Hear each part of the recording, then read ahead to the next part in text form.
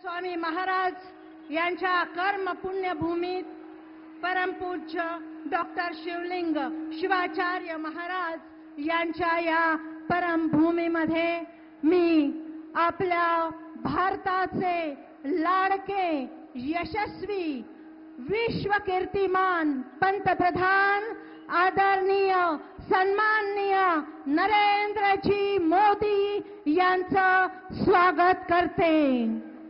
भारत माता की। या विराट सभेला संबोधित करत असताना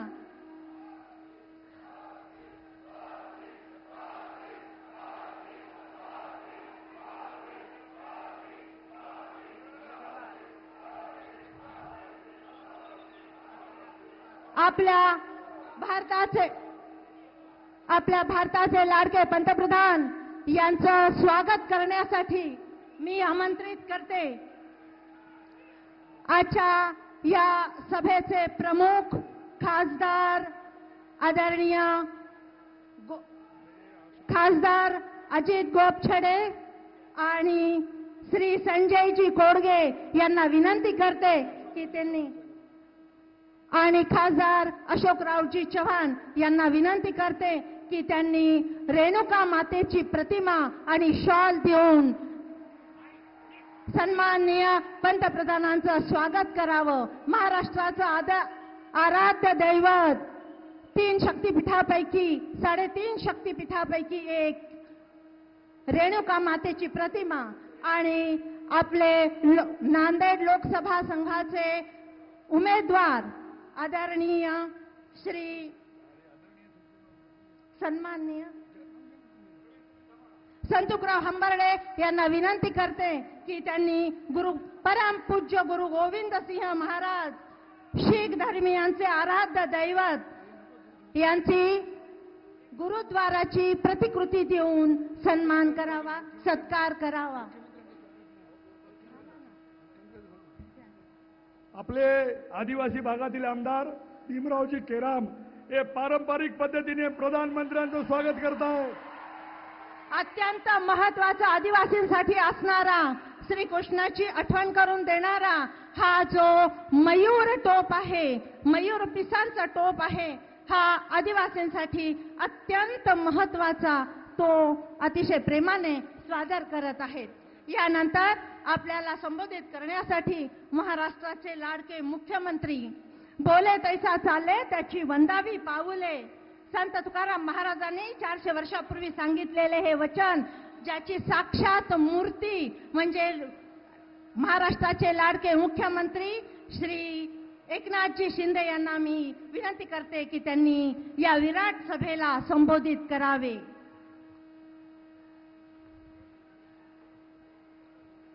छत्रपति शिवाजी महाराज की जय भवानी। बोले सोनियाल सत श्री अकाल। गुरु गोविंद सिंगच्या यांच्या पदस्पर्शाने पावन झालेल्या या नांदेडच्या भूमीमध्ये इस भूमि पर विश्व नेता हमारे देश के लोकप्रिय एवं लाडले प्रधानमंत्री आदरणीय नरेंद्र मोदी जी का मैं हार्दिक हार्दिक स्वागत करता हूं। जैसे कि हम जानते हैं कि रूस और अमेरिका एक दूसरे के दुश्मन देश है, लेकिन इन दोनों देशों के राष्ट्राध्यक्ष मोदी जी को अपना मित्र मानते हैं। ऐसा जादू दुनिया का कोई भी नेता नहीं कर पाया। मोदी जी ने यह जादू कर दिखाया है। मोदी जी तमाम भारतीयों के ओर से, हमारे तमाम महाराष्ट्र के 12.5 करोड़ जनता की ओर से मैं आपका स्वागत करता हूं। हमें इस पर गर्व और अभिमान है। व्यासपीठावरील सर्व मान्यवर, अशोक चव्हाणजी आहेत, गोपचडे आहेत, आपले हंबर्डे आहेत, हेमंत आहेत आणि सर्व महायुतीचे आपले उमेदवार आहेत. आणि एवढ्या मोठ्या संख्येने उपस्थित महायुतीचे सर्व कार्यकर्ते, बांधव, भगिनी आणि मातानो, संकल्प और सिद्धि का दूसरा नाम मतलब नरेंद्र मोदी जी, विचार और विकास का एक सूत्र मतलब नरेंद्र मोदी जी, गति और प्रगति का संगम म्हणजे नरेंद्र मोदी जी. आणि म्हणून महाराष्ट्र के सर्वांगीण विकास के लिए मोदी जी ने हमें सदैव सहयोग किया है और बल भी दिया है, ताकत दी है. इसके लिए मैं महाराष्ट्र की ओर से उनका आभार व्यक्त करता हूं. प्रधानमंत्री नरेंद्र मोदी जी यांनी लोकसभेच्या निवडणुकीत काँग्रेसच्या फेक नॅरेटिव्हला दूर फेकत सत्याला विजय मिळवून दिला. तशी सत्य आणि असत्याची लढाई आता महाराष्ट्रात सुरू झाली आहे. खोटारड्या, थापाड्या, लबाड लोकांचा कळप तयार झालाय. त्यांना चारी मुंड्या आपल्याला चित करायचंय ना. चारी मुंड्या चित करून लोकशाहीचं युद्ध आपण जिंकायचंय ना. आणि ते आपण जिंकणार आहोत. कारण खोट्याच्या माती गोटा मारायला आपल्या लाडक्या बहिणी इथं आहेत, लाडके भाऊ आहेत, लाडके शेतकरी आहेत, लाडके तरुण आहेत. सर्वजण सज्ज झाले या खोट्याच्या माती गोटा आणायला. येत्या 20 तारखेला कमळ, धनुष्यबाण आणि घड्याळ या चिन्हांवर शिक्का मारून महाराष्ट्रातील जनता महायुतीच्या उमेदवारांना विजयी केल्याशिवाय राहणार नाही. हा या ठिकाणी मी खात्री देतो. थम्पिंग मेजॉरिटीने महायुती पुन्हा सत्तेत येईल. विधान भवनावर पुन्हा महायुतीचा भगवा झेंडा फडकेल. तेव्हा विरोधकांना तोंड दाखवायलाही जागा उरणार नाही. संविधान बदलणार, संविधान बदलणार अशी फेकाफेक पुन्हा सुरू झाली आहे. दिल्लीतले फुसके फटाके परदेशात जाऊन आरक्षण रद्द करण्याची भाषा करतात. महाराष्ट्रात येऊन संविधान खतरे में है अशी बोंब मारतात. मला सांगा, हे दुटप्पी जे लोक आहेत त्यांना माझं एकच सांगणं आहे की बाबा साहेब इस देश की शान है, मोदी साहब ने किया सम्मान है, इसलिए आज भी श्रेष्ठ है अपने देश का संविधान. आणि जोपर्यंत सूर्य चंद्र आहे तोपर्यंत बाबासाहेबांचं संविधान कुणी बदलू शकणार नाही. आणि म्हणून या ठिकाणी हे सगळेजण झूठ के दुकानदार आहेत. उनकी ये झूठ की दुकान अब नहीं चलेगी, हमें बंद करनी होगी. हातात संविधान धरून सभेत दाखवलं म्हणजे सन्मान होत नाही. सन्मान सरकारनं त्याच्या कृतीतून केला पाहिजे. सर्वसामान्य माणसाचा सन्मान हा संविधानाचा सन्मान आहे. तो सन्मान आदरणीय मोदीजींनी त्यांच्या नेतृत्वाखाली 10 वर्षापासून सुरू केला. महायुतीच्या सरकारच्या प्रत्येक कल्याणकारी योजनेतून तो होतोय. आणि म्हणून काल परवा महाबिगाडी कुठली तरी 5 सूत्र घेऊन आली. पंचसूत्री आपल्या महायुतीचीच कॉपी केली आहे, त्याचीच चोरी केलेली आहे. खरं म्हणजे पंचसूत्री कसली थापासूत्री आहे. आणि म्हणून आज त्यांची कीव करावी तेवढी थोडी आहे. आम्ही लाडक्या बहिणींना माझ्या 2100-1500 रुपये आम्ही दर महिन्याला देतो. आता तर 2100 रुपये करण्याचा निर्णय घेतलाय. आणि बिगाडीचे नेते म्हणतात आम्ही 3000 रुपये देतो. आम्हाला विचारत होते एवढे पैसे कुठून आणणार, राज्याचं दिवाळं निघेल. आता काय यांच्या अकलेचं दिवाळं निघणार आहे? तुम्ही कसे देणार? तुम्ही तर खोटारडे आहेत. राजस्थानला फसवलंय, हिमाचलमध्ये फसवलंय, कर्नाटकमध्ये फसवलंय. योजना घोषित केल्या, नंतर म्हणतात पैसे नाहीये. केंद्राकडे पैसे मागतात. हे मी या ठिकाणी सांगू इच्छितो. आणि म्हणून यांचं नाव आता बदलून पलटूराम ठेवायला पाहिजे. एवढ्या लगेच पलटी मारतात आणि खोट्याचं खरं, खऱ्याचं खोटं सांगतात. आणि म्हणून ही कल्याणकारी योजना आम्ही राबवल्या म्हणून आम्हाला जेलमध्ये टाकण्याची भाषा करतात. अरे हा एकनाथ शिंदे तुम्हाला काय हैरागैरा वाटलाय? आणि म्हणून या माझ्या लाडक्या बहिणी, लाडके भाऊ, लाडके शेतकरी यांच्या योजना आम्ही राबवतोय. आणि उद्या जेलमध्ये जायची पाळी आली तर एकदा नाही 100 वेळा एकनाथ शिंदे जायला तयार आहे. पण त्यांचं सरकार येते कुठून? माझ्या लाडक्या बहिणी, शेतकरी आणि कष्टकरी, कामगार, विद्यार्थी, सगळे लोक, युवक या ठिकाणी आज सज्ज आहेत. त्यांचं सरकार या ठिकाणी पार घरात बसवण्यासाठी. आणि मोदीजींनी देशामध्ये विकासाची जी क्रांती सुरू केली त्यात सहभागी व्हायचं सोडून उबाटा काँग्रेसच्या मांडीवर जाऊन बसली. निकले ते जपान, पहुंच गए चीन, अशी त्यांची अवस्था झाली. ना मराठी माणूस त्यांच्या सोबत, ना शिवसेनेचा मतदार त्यांच्या सोबत. सहन होत नाही आणि सांगता येत नाही अशी अवस्था त्यांची झाली आहे. नाचवा पाकिस्तानचे झेंडे, फिरवा दहशतवाद्यांना प्रचारात. आणि मग मी सांगतो की आज या ठिकाणी 370 कलम हटवण्याची भाषा ते करतायत. पण मोदी साहेब इथं बसलेले आहेत. त्यामुळे 370 कलम, तुमचा मायका बाप आला तरी, लाल आला तरी 370 कलम हटवू शकत नाही. हे पाकिस्तानची बोली बोलू लागलेत, हे देशद्रोह्यांची बोली बोलू लागलेत. या काँग्रेसला महाराष्ट्रातून हद्द पार करायची संधी आपल्या हातात आली आहे. आपण ती दवडता कामा नये. त्यांना हद्दपार करणार ना. पाकिस्तान आणि दहशतवाद्यांना सपोर्ट करणाऱ्या लोकांना आपण त्यांची जागा दाखवली पाहिजे. आणि म्हणून मी आपल्याला एवढंच सांगतो, मोदीजींनी देशाचा कारभार सुरू केला आणि देशाच्या विकासाला बुलेटचं इंजिन लागलं. 60 वर्षात जो विकास झाला नाही तो मोदीजींनी 10 वर्षात करून दाखवला. 10 वर्षात. या 10 वर्षात एकही सुट्टी न घेणारा प्रधानमंत्री तुम्ही पाहिलाय? त्यांचं नाव आहे नरेंद्र मोदीजी.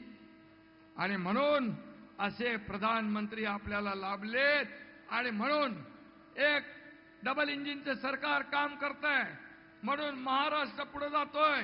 उद्योगामध्ये, जीएसटी मध्ये, एफडीआय मध्ये, महिला सक्षमीकरणामध्ये, स्वच्छतेमध्ये आणि त्याचबरोबर इन्फ्रास्ट्रक्चर मध्ये, स्टार्टअप मध्ये, प्रत्येक क्षेत्रात महाराष्ट्र नंबर 1 आहे. विकास केला, लोक कल्याणकारी योजना राबवल्या. आणि म्हणून मुख्यमंत्री माझी लाडकी बहीण ही सुपरहिट झाली आणि त्यांच्या पायाखालची जमीन सरकली. आणि यापूर्वी काय होतं? सगळं बंद. तुम भी घर में बैठो, हम भी घर में बैठेंगे, असा मामला होता. आम्ही त्यांना कायमचं घरी बसवलं आणि शासन लोकांच्या दारी आपण नेलं. मला काय मिळालं यापेक्षा मी या राज्याला काय देणार, महाराष्ट्रातल्या जनतेला काय देणार हे बघणं राज्यकर्त्याचं काम आहे. परंतु माझं कुटुंब, माझं परिवार एवढ्यापुरता आपण मर्यादित नाही. आता महाराष्ट्र आमचा परिवार आहे. आज सगळ्या 2.5 कोटी बहिणी हे आपला परिवार आहे. आणि म्हणून आज मी एवढंच सांगतो, या राज्यामध्ये सीएम म्हणजे कॉमन मॅन म्हणून मी काम करतो. आज आपल्या राज्यातल्या कॉमन मॅनला आपल्याला सुपरमॅन करायचं आहे. सुपरमॅन. आर्थिक ताकद द्यायची आहे. तसं मोदी साहेबांनी लखपती दिदी, ड्रोन दिदी, जनधन योजना, उज्ज्वला योजना, किती योजना केल्या. आत्मनिर्भर आणि आत्मसन्मान देण्यासाठी माझ्या भगिनींसाठी योजना केल्या म्हणून राज्याने देखील त्यामध्ये भर टाकली. आणि म्हणूनच मी आपल्याला एवढंच सांगतो, मराठवाड्यात चांगलं पोटेन्शियल आहे. 47,000 कोटींच्या योजना आपण राबवतोय. मराठवाडा आणि दुष्काळ हे शब्द, दुष्काळ आपल्याला हटवायचा आहे. आणि म्हणून मराठवाडा वॉटर ग्रीड हे महाविकास आघाडीने बंद केलेला प्रकल्प आपण सुरू केला आहे आणि त्याला मोदीजींचा आशीर्वाद लाभणार आहे. त्यामुळे दुष्काळ मुक्त मराठवाडा या ठिकाणी झाल्याशिवाय राहणार नाही असं या ठिकाणी मी शब्द देतो. आणि म्हणून मी आपल्याला एवढंच सांगतो, या महायुतीचे शिलेदार सगळे व्यासपीठावर बसलेले आहेत. एक एक जण बघा, इथं आलेला प्रत्येक जण विकासाचा वारकरी आहे. 20 तारखेला तुमचं एकही मत वाया जाऊ देऊ नका. त्याचबरोबर या ठिकाणी माहूरगड तीर्थक्षेत्र विकास प्राधिकरण आपण स्थापन केलंय. गोदावरी शुद्धीकरण प्रकल्प आपण हाती घेतोय आणि म्हणून या राज्यामध्ये विकासाची गंगा आणण्याचा शब्द आपण प्रयत्न करतोय. गोदावरीच्या नदीच्या काठी आपण जमलेलो आहोत आणि आज या अफाट गर्दीच्या साक्षीने मी आपल्या सगळ्यांच्या वतीने प्रधानमंत्र्यांना शब्द देतो की विरोधकांना या गोदामाईचं पाणी पाजल्याशिवाय स्वस्थ बसणार नाही. आणि विकासाला गती, प्रगतीला वेग, महायुतीचा विजय ही काळ्या दगडावरची भगवी रेग. एवढंच मी या प्रसंगी सांगतो. अंत में इतना ही कहना चाहता हूं, मोदी नाम के शेर ने विरोधी को कर दिया ढेर. लोकसभा में आपने ये देखा है, विरोधी लोग तो झुंड में आए लेकिन मोदी साहब की गलती ढूंढ न पाए.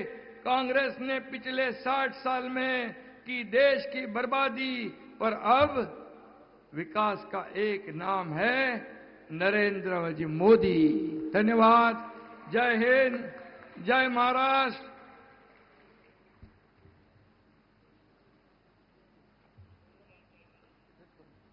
धन्यवाद मुख्यमंत्री जी. जिस क्षण की हम अब तक राह देख रहे थे वो क्षण अभी आ गया है. सर्वाधिक आदरणीय, सर्वाधिक सम्माननीय, लोकप्रियता में भी सबसे अग्रणीय, भारत में ही नहीं विश्व में लोकप्रिय, भारत की धड़कन, वीरता की छवि, स्वच्छ भारत को उज्जवल भविष्य की ओर आत्मनिर्भर बनाने का दृढ़ संकल्प लिए आधुनिक भारत के तेज पुरुष, भारत को अंतर्राष्ट्रीय स्तर पर विशेष सम्मान दिलाने वाले, हमारे सबके हृदय में बसने वाले प्रधानमंत्री सम्माननीय आदरणीय नरेंद्र जी मोदी, इनको मैं विनम्रता पूर्वक अनुरोध करती हूं कि वो अपने अमृत वाणी से हमें जनता जनार्दन नांदेड़ वासियों को संबोधित करें. कौन आया भाई, कौन आया, कौन आया भाई, कौन आया.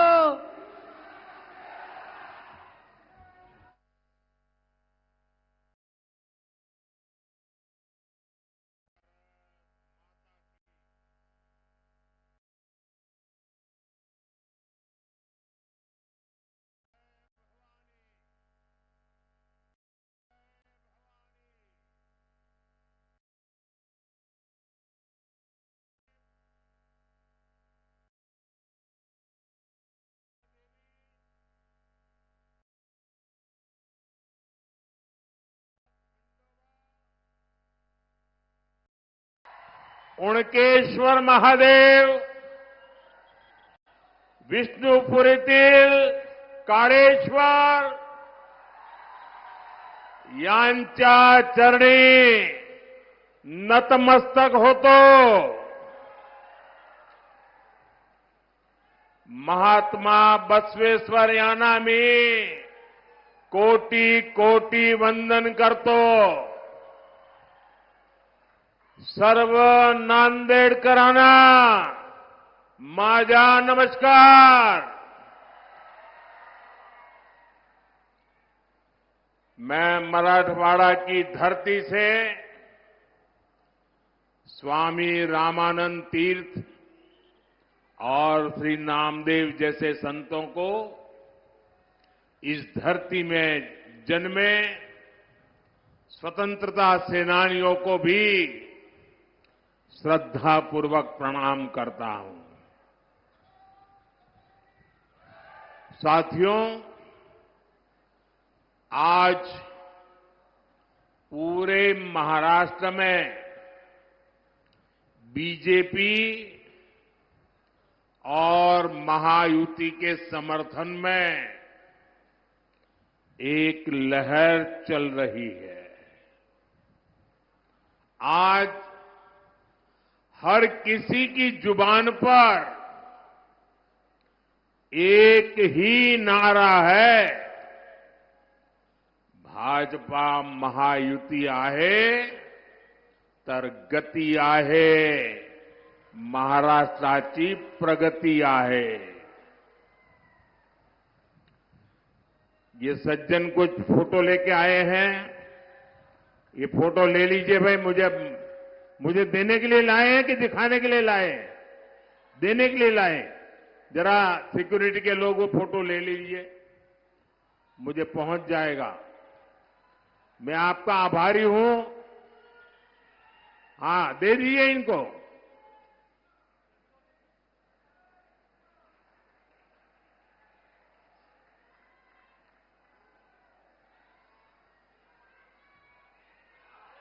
बहुत बहुत धन्यवाद आपका।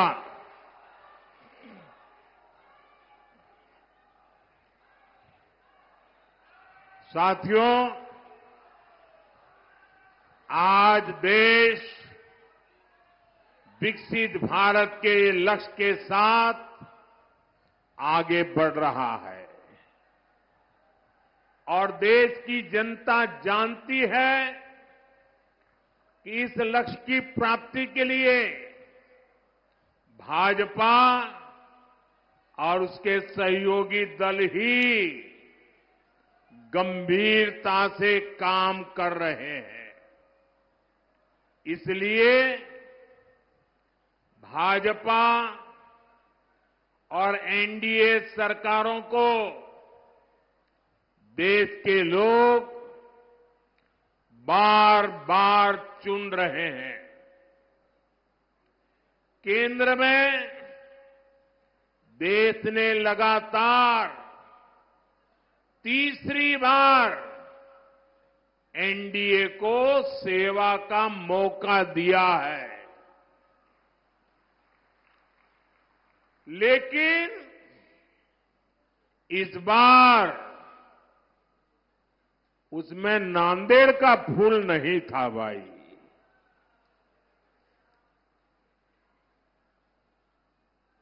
क्या इस बार नांदेड़ का फूल भी पहुंचेगा दिल्ली? पक्का पहुंचेगा। देखिए, आज मैं डबल ड्यूटी कर रहा हूं। एक तो मैं मोदी के लिए भी मदद मांग रहा हूं और दूसरा महाराष्ट्र के उज्जवल भविष्य के लिए भी आपसे आशीर्वाद मांगता हूं।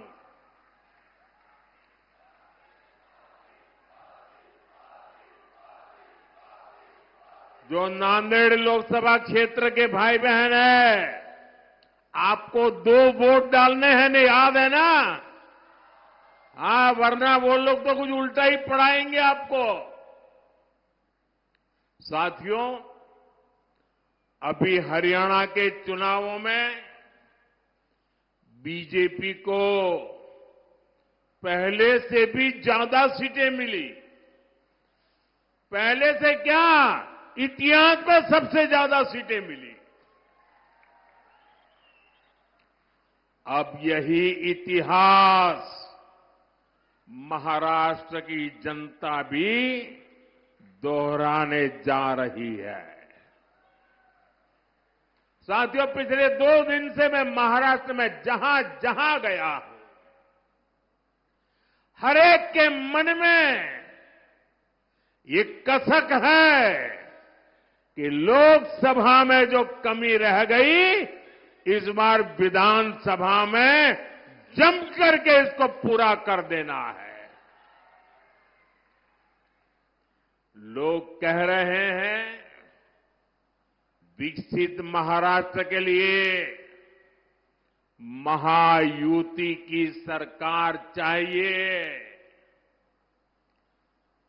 महायुतीची सरकार पाहिजे। साथियों, महाराष्ट्र ने कांग्रेस के प्रकोप को, उनके पापों को लंबे समय तक झेला है। खासकर मराठवाड़ा के किसान आपकी परेशानियां की तो जड़ ही कांग्रेस पार्टी है। कांग्रेस सरकारों ने कभी यहां के किसानों के सुख दुख की परवाह नहीं की। साथियों, पिछले 10 वर्षों में मराठवाड़ा को सूखे की समस्या से मुक्ति दिलाने के लिए कई कदम उठाए गए हैं। महायुति सरकार ने पश्चिमी वैतरणा और उल्लास सब बेसिन से पानी लाने का फैसला किया है। दमनगंगा, वैतरणा, गोदावरी रिवर लिंक योजना से भी मराठवाड़ा को लाभ होगा। मराठवाड़ा में 11 सिंचाई योजनाओं को मंजूरी दे दी गई है।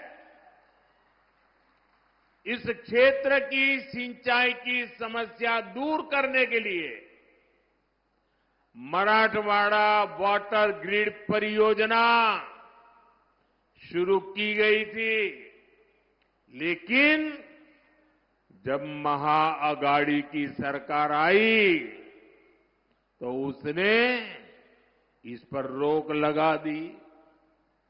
अब महायुति की सरकार ने इसे दोबारा गति दी है।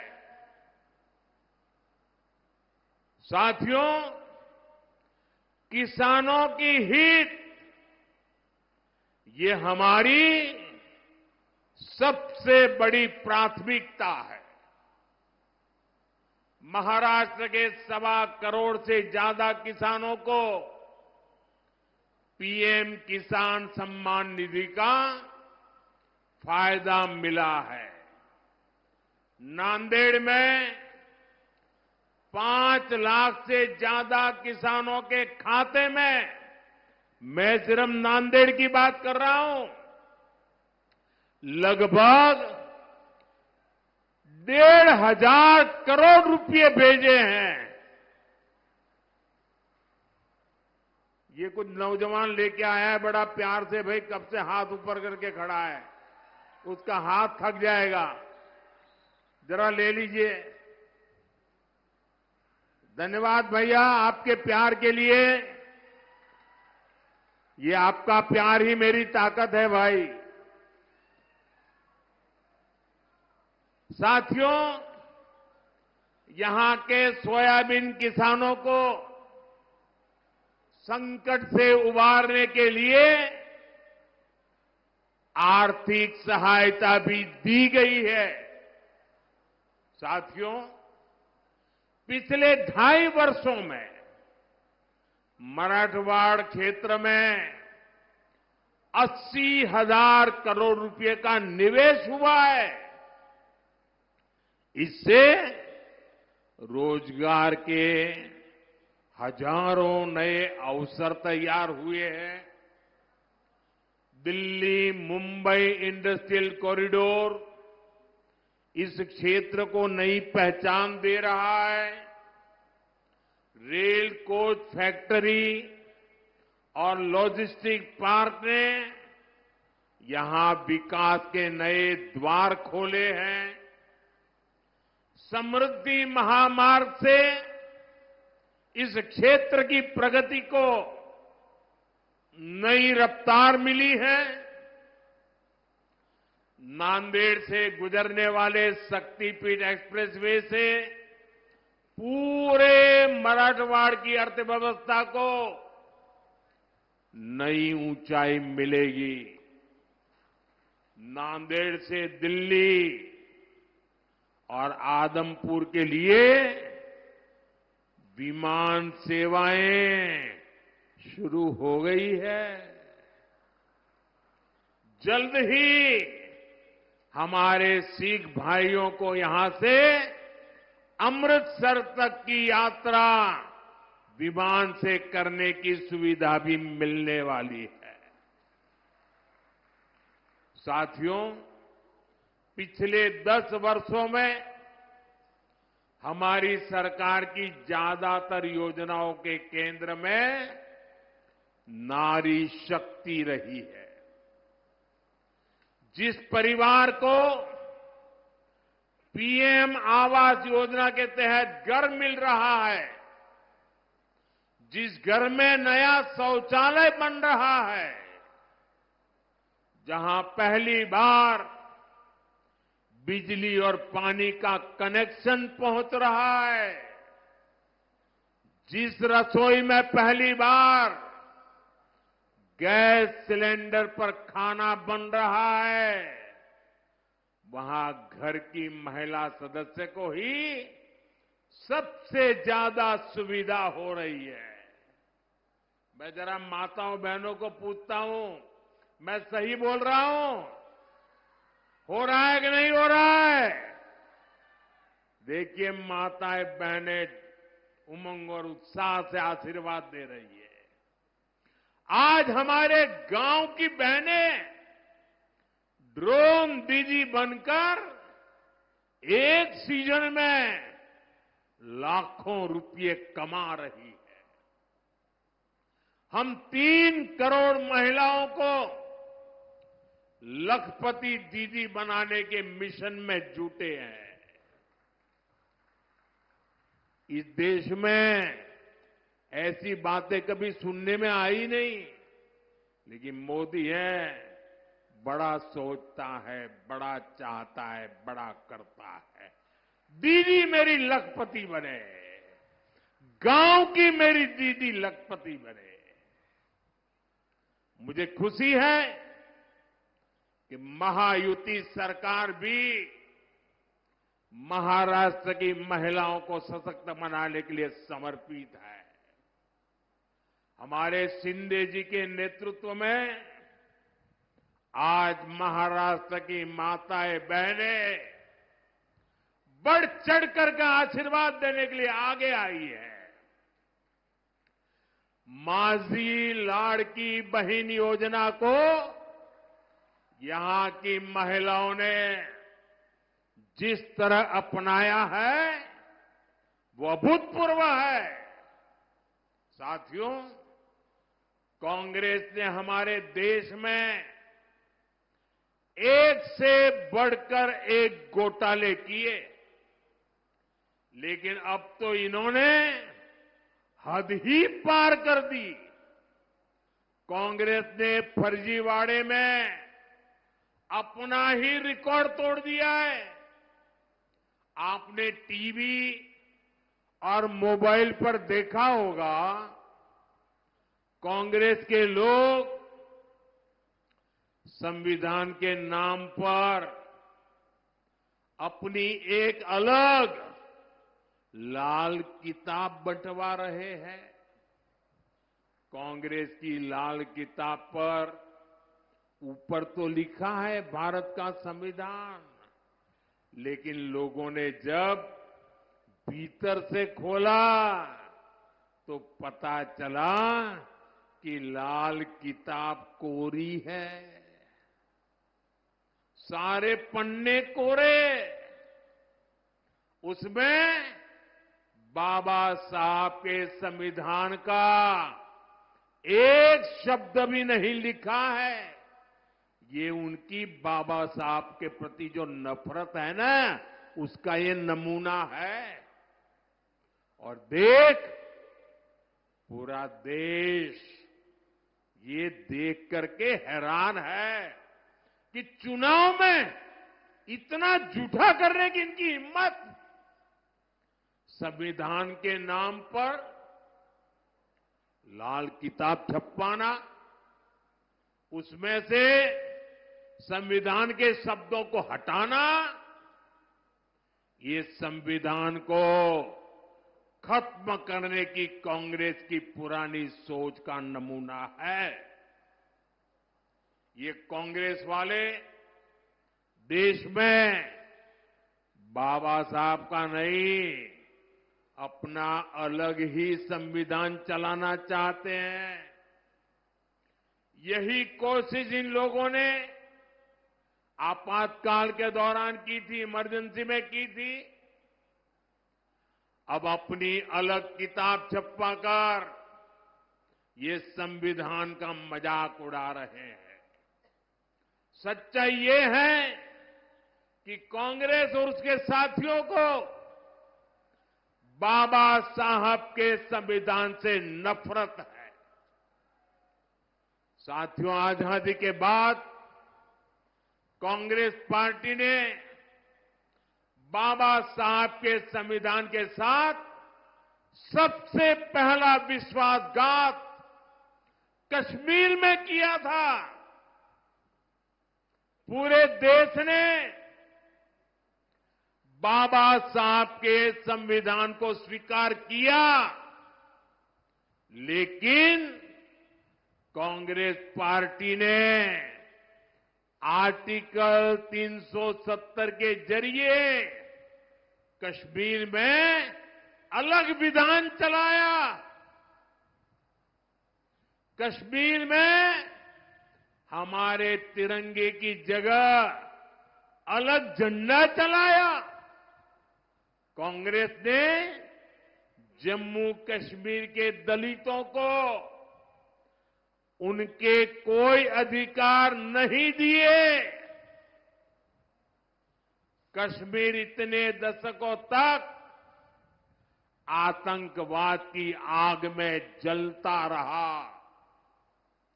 कश्मीर में अलगाववाद फलता फूलता रहा।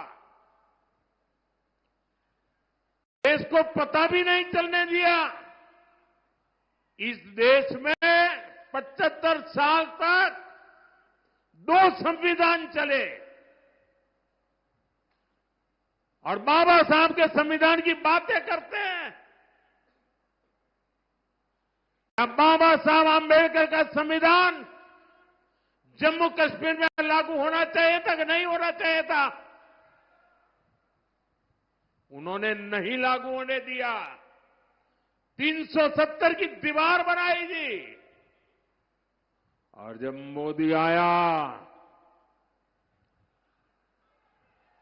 दशकों के इंतजार के बाद हमने कश्मीर को आर्टिकल 370 की जकड़ से आजाद करवाया।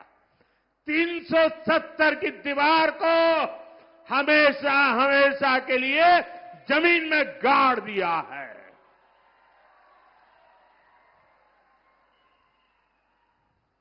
मैं नांदेड़ के मेरे देशभक्तों से पूछना चाहता हूं, आप बताइए 370 खत्म होने से आप खुश हैं? अब 370 मरनी चाहिए कि नहीं मरनी चाहिए? क्या 370 को कभी जिंदा होने देंगे क्या? लेकिन देखिए मेरे नांदेड़ के भाई बहन, कांग्रेस इस फैसले के खिलाफ है। अभी जम्मू कश्मीर में चुनाव हुए थे, वहां कांग्रेस गठबंधन को सरकार बनाने का मौका मिला। सरकार बनाते ही जैसे ही ये लोग विधानसभा में गए, इन्होंने 370 को फिर से लागू करने का प्रस्ताव पास कर दिया।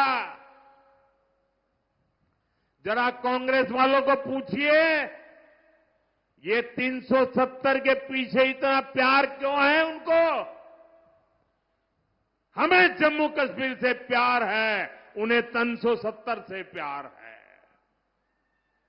आप मुझे बताइए, जब से जम्मू कश्मीर से 370 हटा, आप मुझे बताइए वहां आतंकवाद की कमर टूटी कि नहीं टूटी? लाल चौक में तिरंगा फहराया कि नहीं फहराया? लाल चौक में लोगों ने दिवाली मनाई कि नहीं मनाई? वहां अलगाववादी अलग थलग पड़ गए कि नहीं पड़ गए? इतना ही नहीं, कश्मीर में विकास को नई गति मिली है। वहां लोकतंत्र मजबूत हुआ। दलितों को पहली बार आजादी के 75 साल के बाद पहली बार दलितों को उनके अधिकार मिले हैं। लेकिन इससे परेशान कौन हुआ?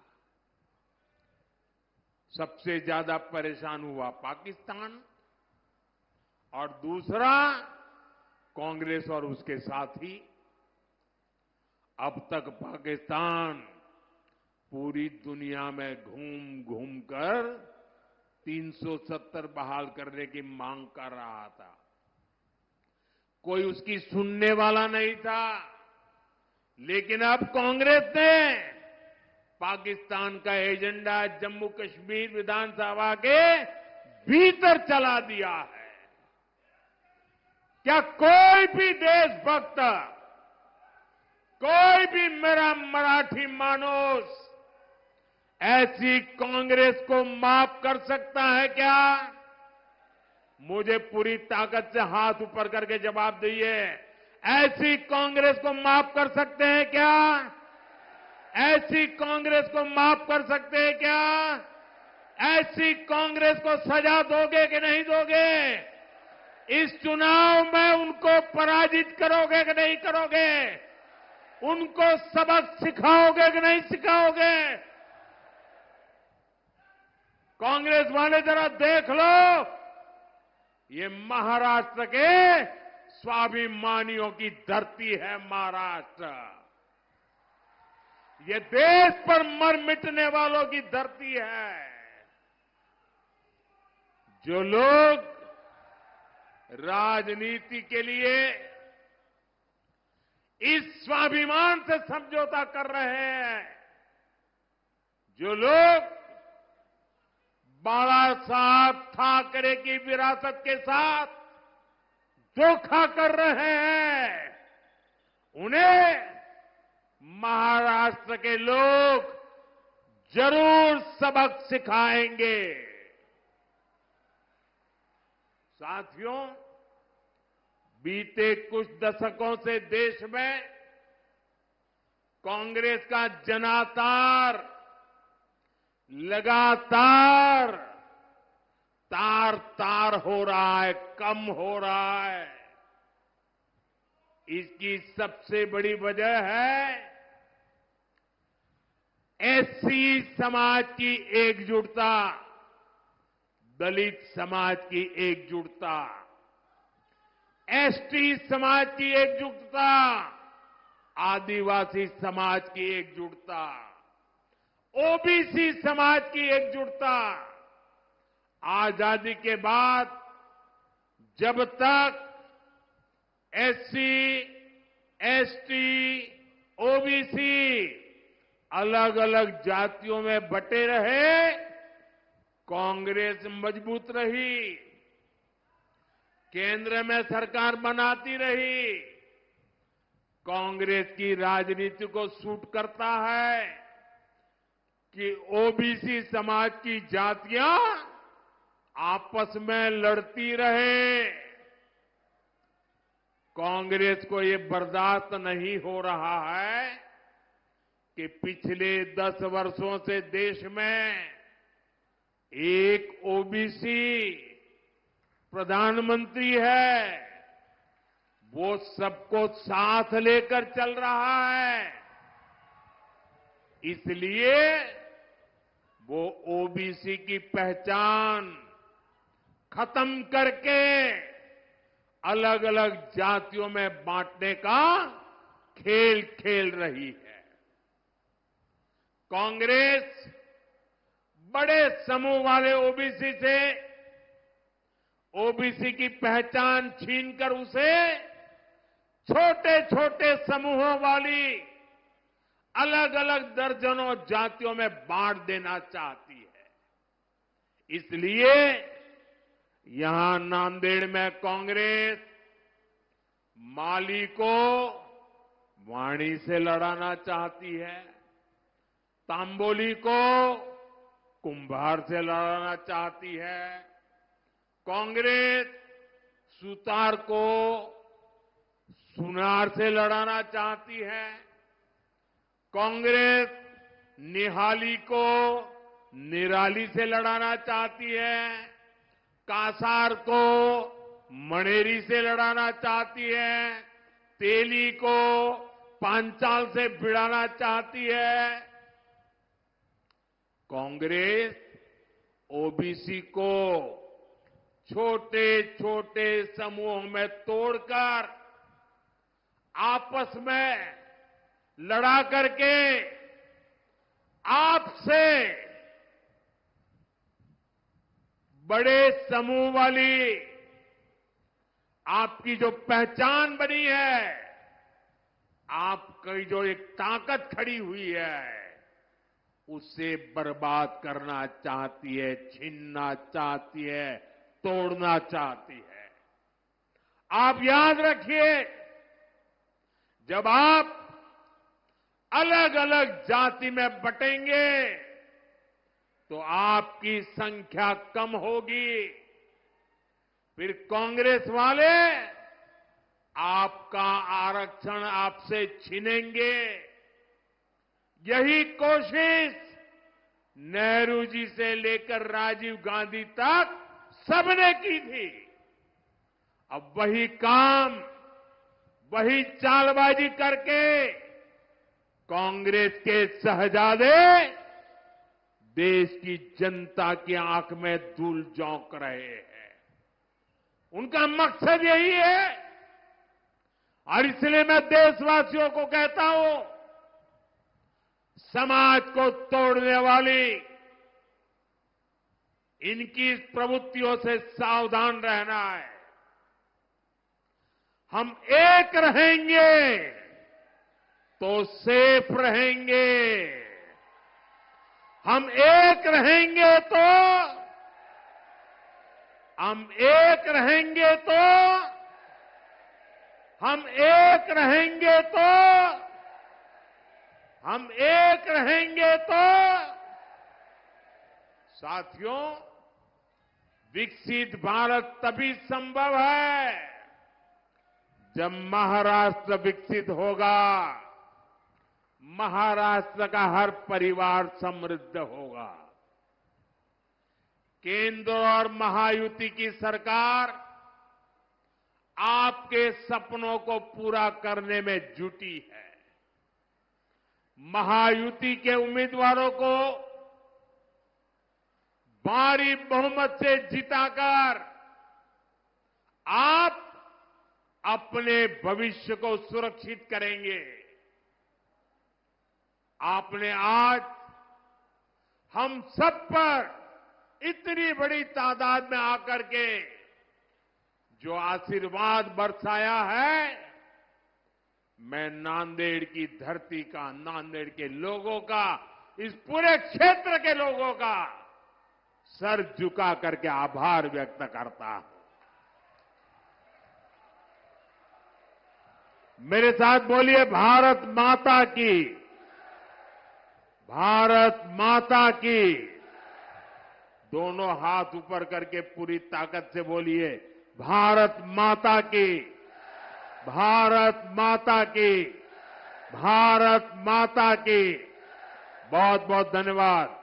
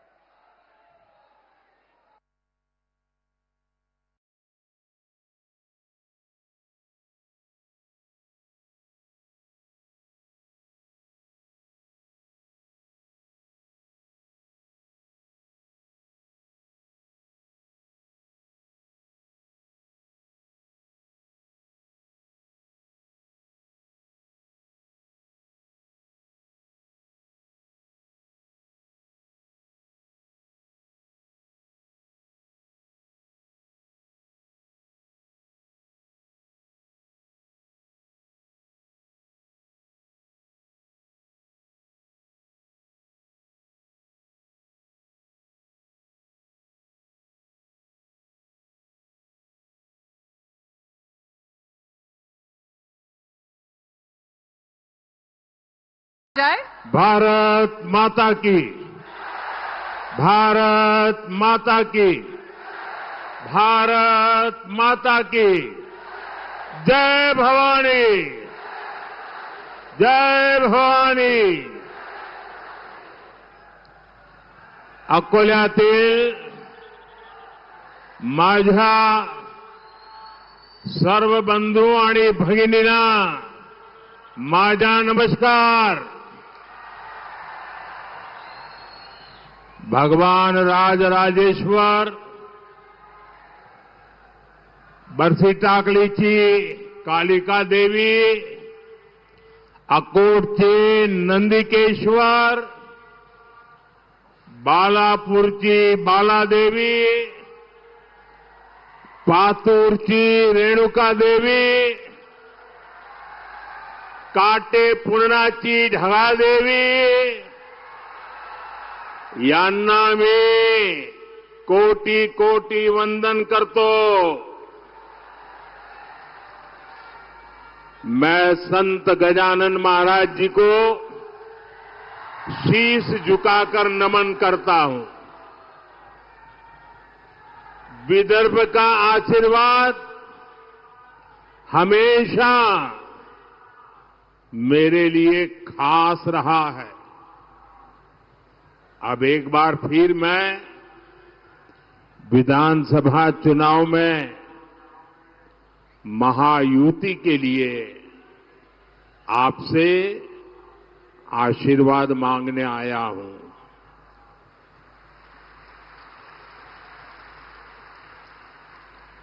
साथियों, आज 9 नवंबर की तारीख है।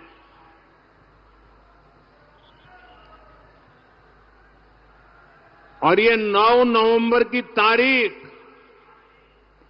बहुत ही ऐतिहासिक तारीख है। आज के ही दिन 2019 में देश की सर्वोच्च अदालत ने राम मंदिर पर फैसला दिया था।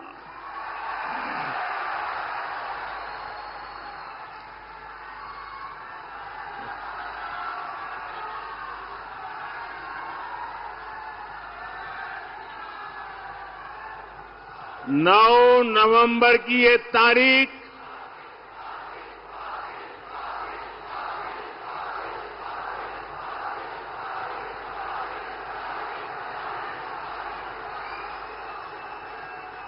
जय श्री राम।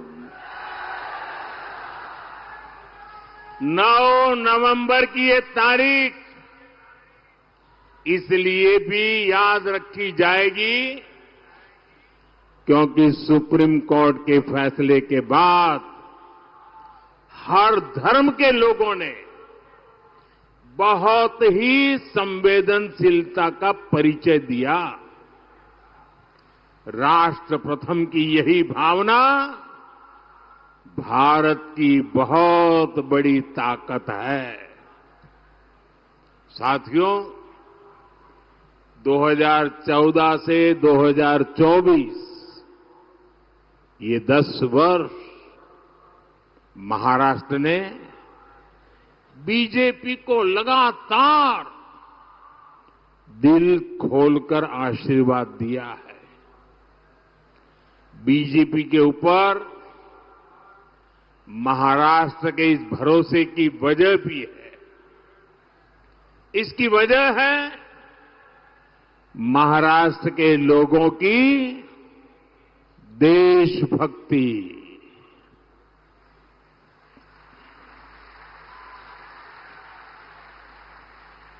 और महाराष्ट्र के लोगों की राजनीतिक समझ और महाराष्ट्र के लोगों की दूरदृष्टि। इसलिए महाराष्ट्र की सेवा का मेरे लिए सुख ही कुछ अलग है। अभी केंद्र में हमारी सरकार को 5 महीने ही हुए हैं। इन 5 महीनों में लाखों करोड़ रुपए की परियोजनाएं शुरू की गई है। इसमें बड़ी संख्या में महाराष्ट्र से जुड़े इंफ्रास्ट्रक्चर प्रोजेक्ट भी हैं। मैंने अभी कुछ ही समय पहले जिस वाढवण पोर्ट की आधारशिला रखी है, अकेले उसकी लागत ही करीब करीब 80,000 करोड़ रुपए है। और महाराष्ट्र में बनने वाला ये पोर्ट हिंदुस्तान का सबसे बड़ा पोर्ट बनने वाला है। आज हिंदुस्तान के सभी बंदरगाह की कुल ताकत जो है, उससे डबल ताकत अकेले ये महाराष्ट्र में वाढवण में बनने वाले नए बंदरगाह की होने वाली है। पिछले 2 कार्यकाल में मोदी ने गरीबों को 4 करोड़ पक्के घर बनाकर दिए हैं। आप बताएंगे कितने? कितने? जरा जोर से बोलिए। ये 4 करोड़ घर आंकड़ा बहुत बड़ा है। इतना ही नहीं, उस समय जो लक्ष्य था वो पूरा कर दिया, लेकिन बाद में कुछ राज्यों ने, मुख्यमंत्रियों ने चिट्ठी लिखी कि परिवार बड़े हो रहे हैं, नए लोग परिवार के अलग अलग घरों में रहने जा रहे हैं, हमारे इलाके में कुछ और घरों की जरूरत है। हमने ये बात मान करके अब गरीबों के लिए 3 करोड़ नए घर बनाने शुरुआत कर दी है।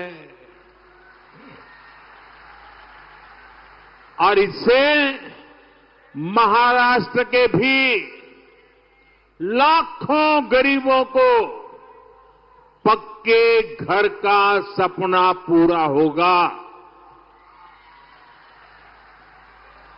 अब आप मुझे बताइए, ये जिन लोगों को पक्के घर मिल रहे हैं, वो आशीर्वाद देंगे कि नहीं देंगे? जरा बोलिए ना, आशीर्वाद देंगे कि नहीं देंगे? ये पवित्र काम करने से पुण्य मिलता है कि नहीं मिलता है? ये पुण्य किसको मिलेगा? ये पुण्य किसको मिलेगा? अरे पूरी ताकत से बताओ भाई, पुण्य किसको मिलेगा? मोदी को नहीं, ये पुण्य आपको मिलेगा, क्योंकि आपके एक वोट ने मोदी को गरीबों के लिए घर बनाने का मौका दिया है। और इसलिए पुण्य के अधिकारी आप हैं। अच्छा, मेरा एक काम करोगे? अकोला के लोग जरा पूरी ताकत से बताओ, मेरा एक काम करोगे? शाबाश, बड़ा जोर है भाई। अच्छा, एक काम करना, अभी आप चुनाव में गांव-गांव जाएंगे, घर-घर जाएंगे, लोगों को मिलेंगे, और कहीं जाते हुए आपको नजर आए कि कोई परिवार अभी भी झोपड़ी में रह रहा है, कोई परिवार अभी भी कच्चे घर में रह रहा है, तो उसका नाम पता लिख करके मुझे भेज दीजिए और उसको बता दीजिए कि मोदी जी ने मुझे भेजा है, तुझे पक्का घर मिलेगा। ये वादा करके आओगे मेरी तरफ से? देखिए, मेरे लिए आप ही मोदी हैं, तो वादा कर दोगे? आप वादा करके आइए, मैं वादा पूरा कर दूंगा।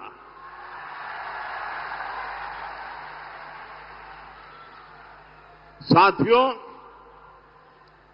चुनाव के समय मैंने 70 वर्ष से अधिक उम्र के बुजुर्गों को मुफ्त इलाज की गारंटी देने का वादा किया था। हमारी सरकार ने सीनियर सिटीजन्स, बुजुर्गों की सेवा के लिए ये योजना लॉन्च कर दी है। 70 साल से ऊपर के बुजुर्गों को वय वंदना आयुष्मान कार्ड मिलने शुरू हो गए हैं।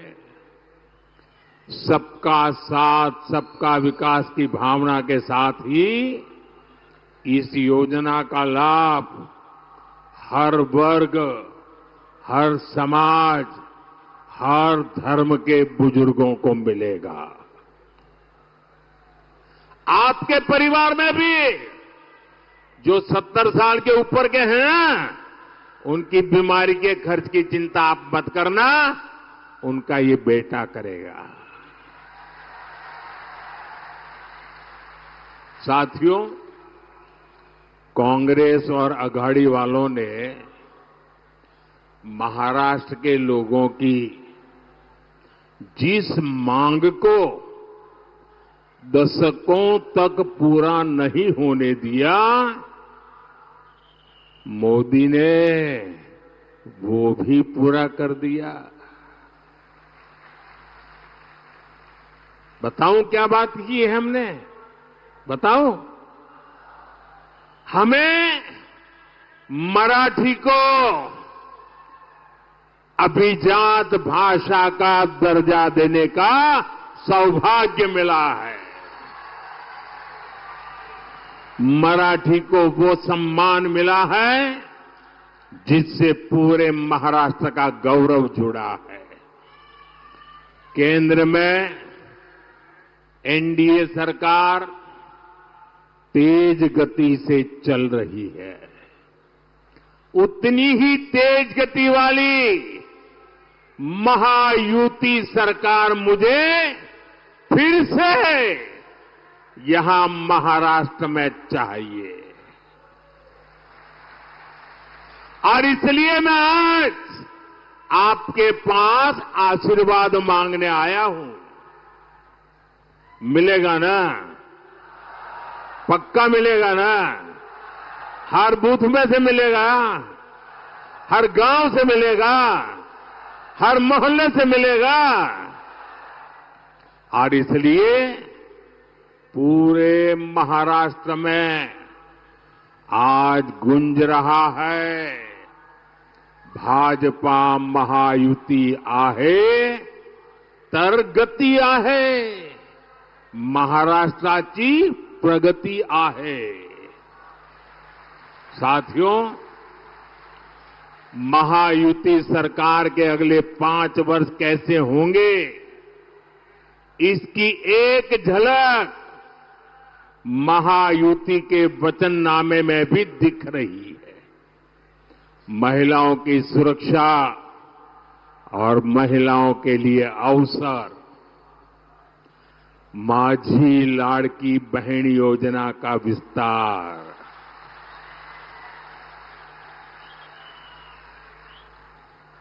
माझी लाड़की बहना इथे आली आहेत ना, युवाओं के लाखों रोजगार, विकास के बड़े बड़े काम, महायुति सरकार महाराष्ट्र के विकास को डबल स्पीड से आगे बढ़ाएगी। यानी स्वाभिमानी युवा, शिक्षण, रोजगार, महायुतीचे सरकार करील स्वप्न साकार। साथियों, महायुति के घोषणा पत्र के बीच महाअघाड़ी वालों का घोटाला पत्र भी आया है।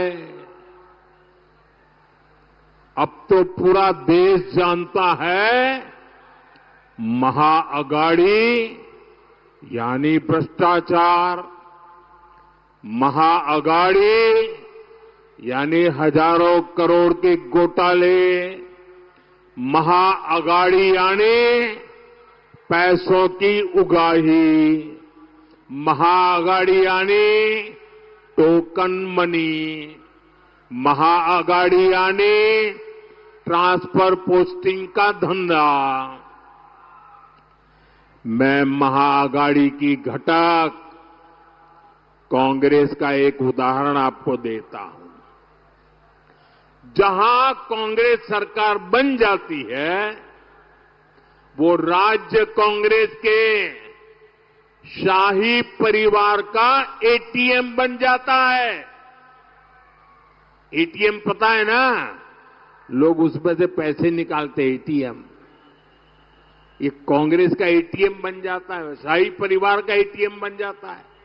इन दिनों हिमाचल, तेलंगाना और कर्नाटका जैसे राज्य ये कांग्रेस के शाही परिवार के एटीएम बन गए हैं, एटीएम। लोग बता रहे हैं कि इन दिनों महाराष्ट्र में चुनाव के नाम पर कर्नाटका में वसूली डबल हो गई है। चुनाव महाराष्ट्र में, वसूली डबल हो रही है कर्नाटका में, तेलंगाना में। आरोप है कि कर्नाटका में इन लोगों ने शराब के दुकानदारों से 700 करोड़ रुपए की वसूली कराई है। आप कल्पना कर सकते हैं, जो कांग्रेस पार्टी घोटाले करके चुनाव लड़ रही हो, वो चुनाव जीतने के बाद कितने घोटाले करेगी। हमें महाराष्ट्र में बहुत सावधान रहना है। हम महाराष्ट्र को महाअगाड़ी के महाघोटालेबाजों का एटीएम नहीं बनने देंगे। साथियों, हमारे अकोला को कपास के उत्पादन के लिए जाना जाता है। कपास टेक्सटाइल इंडस्ट्री का बहुत बड़ा आधार है, लेकिन हमारे कपास किसान को दशकों तक इन संभावनाओं का लाभ नहीं मिला। ये हालात अब बदल रहे हैं। कपास किसानों की आय बढ़े, इसके लिए उद्योग और इंफ्रास्ट्रक्चर दोनों को बढ़ावा दिया जा रहा है। मैंने महाराष्ट्र में टेक्सटाइल पार्क का शिलान्यास किया है। टेक्सटाइल पार्क से महाराष्ट्र में कपास किसानों के लिए समृद्धि के नए अवसर तैयार होंगे। भाई और बहनों, किसान की तकलीफों की जननी अगर कोई है तो वो कांग्रेस है। यहां कितने समय तक कांग्रेस की सरकारें रही। महाराष्ट्र और विदर्भ में पानी का संकट गहराता गया, लेकिन कांग्रेस और उसके साथियों की सरकारों ने क्या किया? वो आंख मूंदकर अपनी जेब भरने में लगे रहे। सिंचाई के जो प्रोजेक्ट देवेंद्र फडणवीस जी ने शुरू किए थे, अगाड़ी वालों ने उन पर भी ब्रेक लगा दिया। जब से महायुति सरकार महाराष्ट्र में आई है, सिंचाई से जुड़ी परियोजनाओं को फिर से गति मिली है। हमारी सरकार ने वैनगंगा, नलगंगा, पैनगंगा, इन नदियों को लिंक करने की योजना को मंजूरी दी है। इस परियोजना से अमरावती, यवतमाल, अकोला, बुल्ढाना, वाशिम, नागपुर और वर्धा में पानी की कमी दूर होगी और इस पर करीब करीब 90,000 करोड़ रुपए खर्च होंगे। नदियां आपस में जुड़े, कहीं बाढ़ और कहीं सूखा, ये समस्या खत्म हो, इसके लिए हमारी सरकार ने हजारों करोड़ रुपए दिए हैं। इससे महाराष्ट्र के इस भाग में पानी की समस्या दूर होगी और उत्पादन बेहतर होगा। हम किसानों को कम पानी का उपयोग कर सिंचाई करने के लिए भी प्रेरित कर रहे हैं। पीएम कृषि सिंचाई योजना के तहत महाराष्ट्र में सूक्ष्म सिंचाई कवरेज को 10 लाख हेक्टेयर तक बढ़ाया गया है, जिसका मकसद है पर ड्रॉप मोर क्रॉप। साथियों, हमारा संकल्प है किसान खुद इतना सशक्त हो कि वो देश की प्रगति का नायक बनकर उभरे। इसलिए हम किसान की आय बढ़ा रहे हैं और खर्चे कम कर रहे हैं। हमने पीएम किसान सम्मान निधि शुरू की। महायुति सरकार ने उसमें अपना भी सहयोग किया। इसका परिणाम है कि महाराष्ट्र के किसानों को सालाना 12,000 रुपये मिल रहे हैं।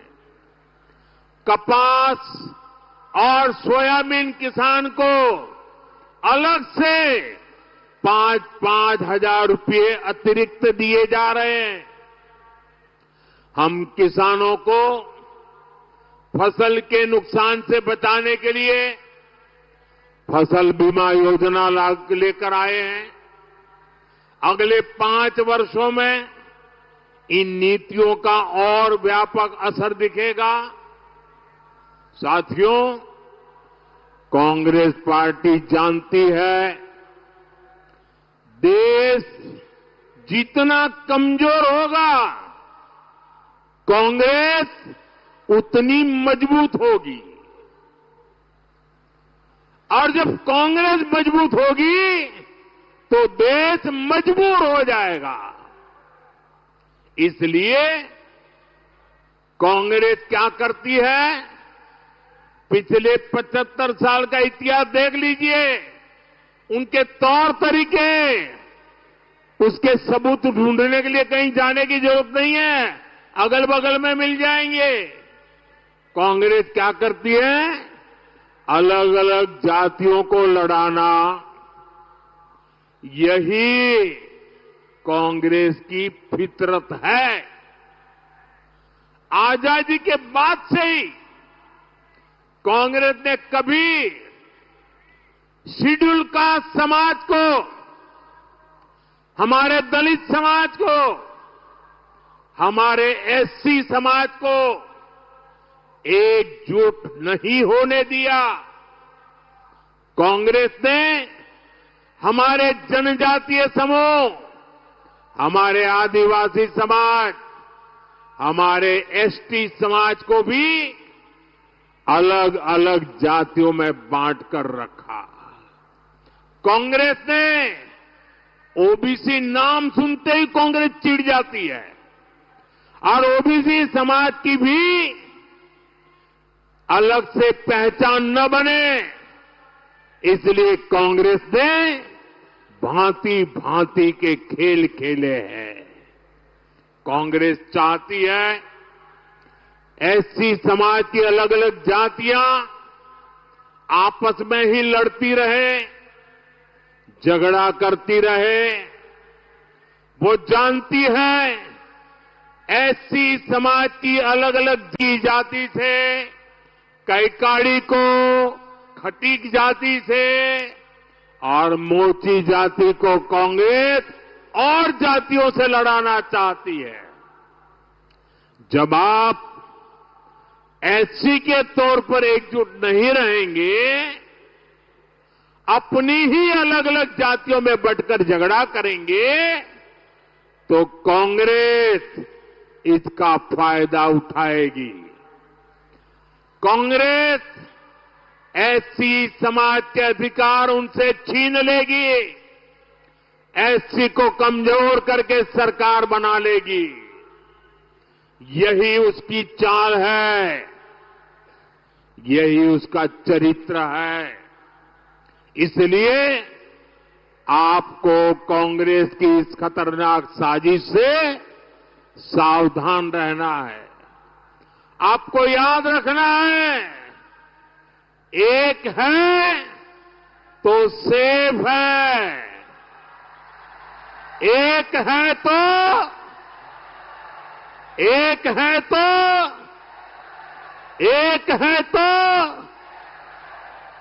साथियों, मैं आज महाराष्ट्र की धरती से हरियाणा के अपने भाई बहनों का विशेष आभार व्यक्त करना चाहता हूं। हरियाणा के लोगों ने सबसे पहले एक है तो सेफ है के मंत्र पर चलते हुए कांग्रेस की साजिश को नाकाम किया है। उन्होंने विधानसभा चुनाव में वहां कांग्रेस को धूल चटा दी, और अभी 1 महीने पहले ही हुआ है। वहां के लोग भूले नहीं हैं कि कैसे कांग्रेस सरकार के समय दलितों के खिलाफ बड़े बड़े दंगे हुए थे। उन दंगों में दलितों को बेरहमी से मारा गया था, और कांग्रेस दलितों को मारने वालों के साथ खड़ी थी। यही कांग्रेस और उसके साथियों का असली चेहरा है। साथियों, कांग्रेस ने बाबा साहब आंबेडकर के साथ जो किया, जो आज कर रही है, वो भी सबको जानना जरूरी है। नेहरू जी से लेकर आज तक कांग्रेस के शीर्ष परिवार ने बाबा साहब आंबेडकर को बार बार अपमानित किया है। कांग्रेस के समय बाबा साहब आंबेडकर के किसी भी बड़े काम का श्रेय कभी भी बाबा साहब को देने नहीं दिया। आज देखिए, जो बड़े बड़े डैम हैं, बड़ी बड़ी नदी जल परियोजनाएं हैं, इसमें सबसे बड़ी भूमिका जब बाबा साहब केंद्र में मंत्री थे, बाबा साहब आंबेडकर की रही। लेकिन इसका श्रेय बाबा साहब को नहीं, कांग्रेस के एक परिवार ने हड़प लिया, उनके ही नाम सब कर दिया। देश के पहले कानून मंत्री के रूप में बाबा साहब आंबेडकर ने देश के लिए अनेकों बड़े निर्णय किए, लेकिन कांग्रेस ने ये श्रेय भी बाबा साहब को कभी नहीं दिया।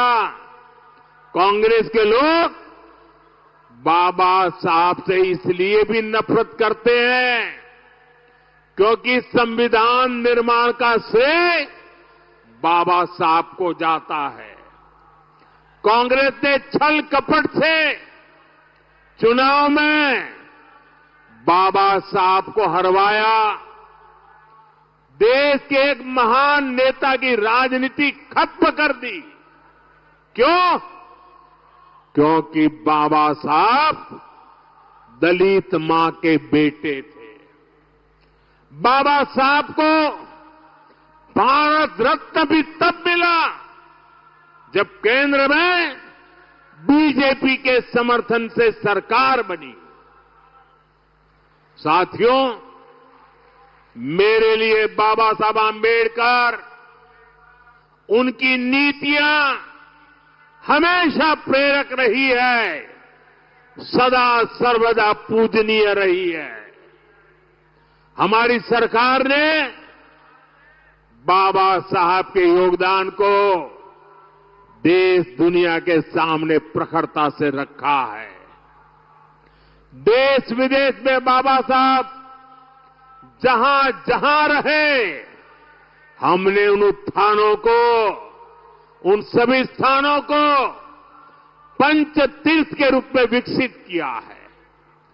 महू में उनका जन्म स्थान, नागपुर में दीक्षा भूमि, मुंबई की चैत्य भूमि, दिल्ली में जहां उन्होंने अपना अंतिम समय बिताया, और लंदन में आंबेडकर मेमोरियल होम, ये पंच तीर्थ आने वाली पीढ़ियों को प्रेरित करते रहेंगे।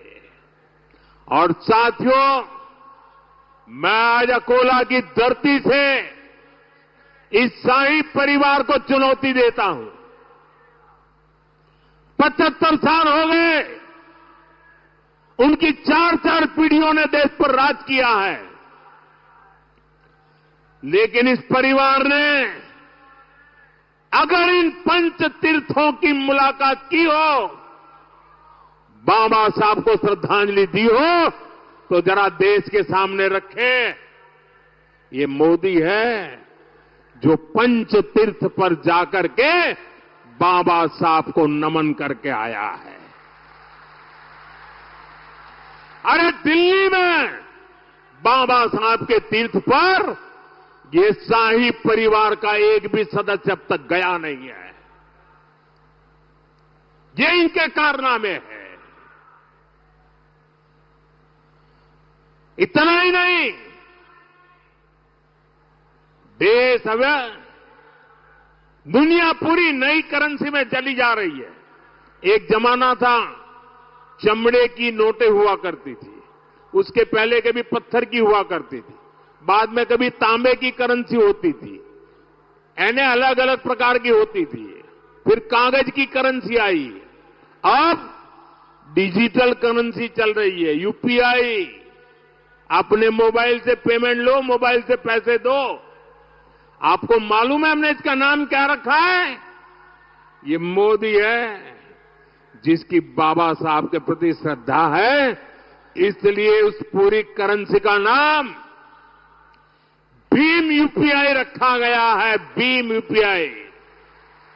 और भविष्य में जब भी 100% डिजिटल ट्रांजैक्शन हो जाएगा ना, हर बच्चा हर दिन भीम यूपीआई को याद करेगा, बाबा साहब को याद करेगा। ये काम मोदी ने कर दिया है। साथियों, इन दिनों पूरा देश एक और संवेदनशील विषय को लेकर चिंतित है। जम्मू कश्मीर विधानसभा में कांग्रेस और उसके साथियों ने आर्टिकल 370 को फिर से बहाल करने का प्रस्ताव पास किया है। आप मुझे बताइए, मैं आपसे पूछना चाहता हूं, क्या इस देश में फिर से जम्मू कश्मीर में 370 लागू होनी चाहिए? पूरी ताकत से बोलिए ताकि कांग्रेस वालों के कान फट जाए। क्या फिर से 370 लागू होनी चाहिए? क्या 370 को लागू होने देंगे? तो ये कौन लोग हैं जो फिर से 370 को लागू करना चाहते हैं? अलगाववादी इसकी मांग करते हैं या नहीं करते हैं? आतंकवादी संगठनों ने 370 हटाने का विरोध किया था कि नहीं किया था? पाकिस्तान 370 का रोना रोता है या नहीं रोता है?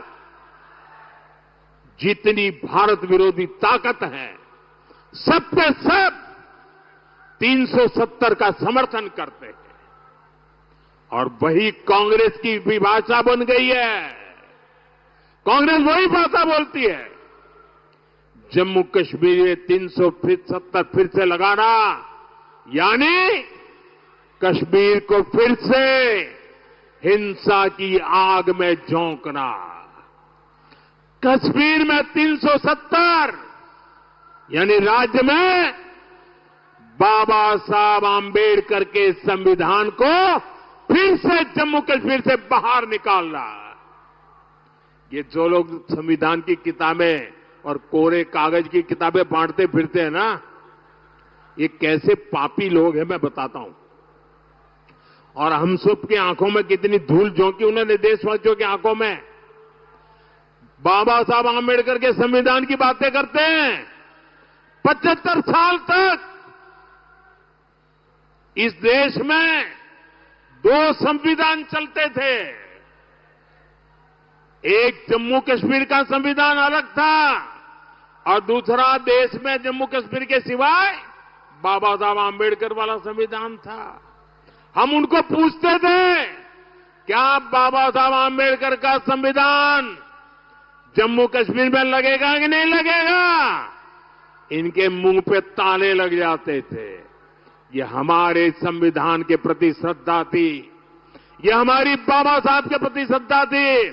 हमने 370 की दीवार को तोड़ दिया और बाबा साहब के संविधान को जम्मू कश्मीर में लागू कर दिया। और जब बाबा साहब का संविधान लागू हुआ न, तब जाकर के 370 हटने के बाद 75 साल के बाद पहली बार कश्मीर और जम्मू के दलितों को आरक्षण मिला। 75 साल तक नहीं मिला था।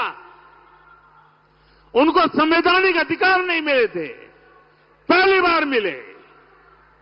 कांग्रेस फिर से कश्मीर को दशकों पीछे धकेलना चाहती।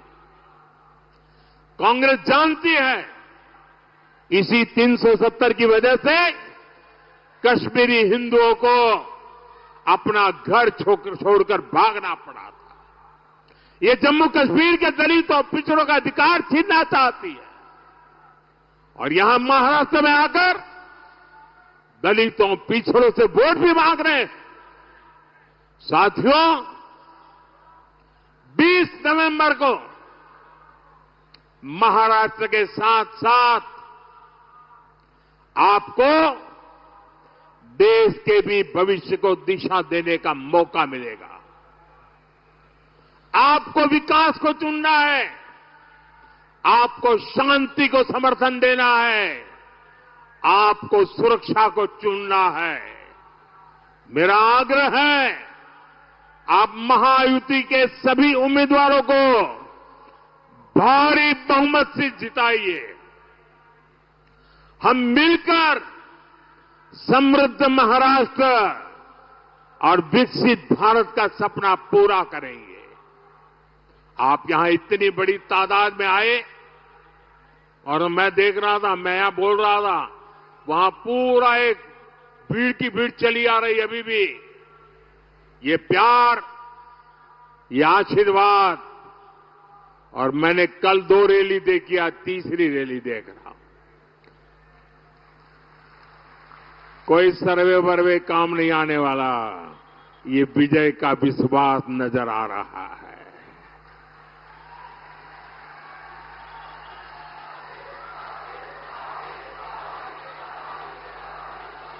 आप यहां इतनी बड़ी संख्या में हम सबको आशीर्वाद देने आए, इसलिए मैं आपका आभारी हूं।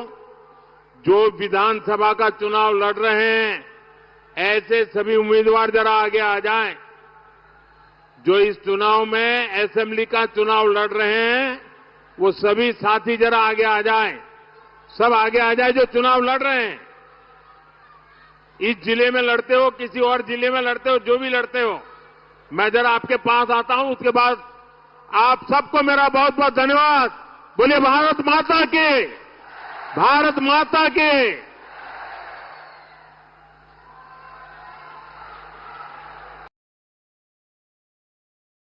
प्रसन्नचित दिख रहे हैं।